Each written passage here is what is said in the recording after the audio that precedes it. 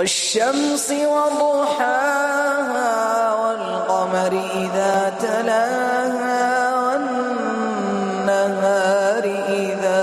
جلاها والليل إذا يغشاها والسماء وما بناها والأرض وما طحاها ونفس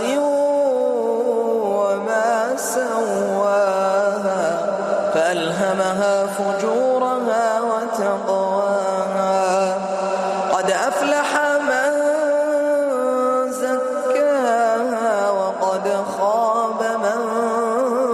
دساها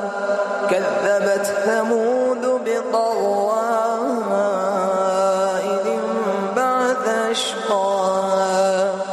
فقال لهم رسول الله ناقة الله وسقياها فكذبوه فعقروها فدمدم عليهم ربهم بذنبهم فسواها ولا يخاف